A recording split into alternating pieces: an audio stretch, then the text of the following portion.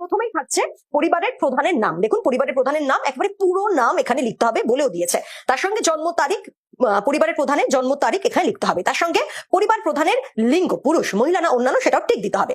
পরিবারের প্রধানের আধার নম্বর সেটাও ডিটেলস দিতে হবে। একই সঙ্গে যদি ডিজিটাল রেশন কার্ড থাকে তাহলে তাও এখানে মেনশন করতে হবে নেক্সট কলমে। এবং পরিবারের সদস্য সংখ্যা সেটাও একেবারে সংখ্যা এখানে মেনশন করতে হবে। তারপরে 7 নম্বর কলমে থাকছে ঠিকানা, আপনি কোথায় থাকেন স্থায়ী ঠিকানা সেটা কিন্তু মেনশন করতে হবে। এটা কিন্তু খুব ইম্পর্টেন্ট, মানে স্থায়ী ঠিকানা অস্থায়ী ঠিকানা নয়। এবং যোগাযোগ নম্বর, আপনার সাথে কিভাবে যোগাযোগ করা যাবে তার জন্য যোগাযোগ নম্বর। 9 নম্বর কলম সেটাও কিন্তু খুব গুরুত্বপূর্ণ রয়েছে। সেখানে নাম, জন্ম তারিখ, লিঙ্গ, পরিবারের প্রধানের সঙ্গে সম্পর্ক, আধার নম্বর।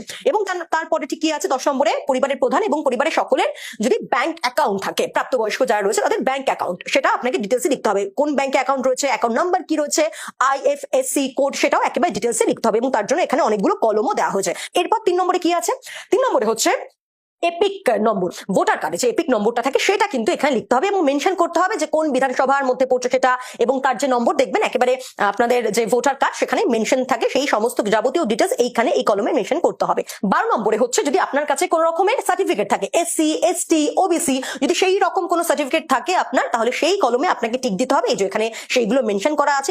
আর তারপর হচ্ছে আপনার রেশন কার্ড বা খাদ্য ভর্তুকি যদি কিছু থাকে, রেশন কার্ড তো আমাদের সবারই আছে, সেই রেশন কার্ড এখানে মেনশন করতে হবে আপনাকে 3 নম্বর বা 4 নম্বর পেজ। সেখানে হচ্ছে আপনার যদি ডিজিটাল রেশন কার্ড আছে সেটা কি আছে, যদি হ্যাঁ থাকে আপনি হ্যাঁতে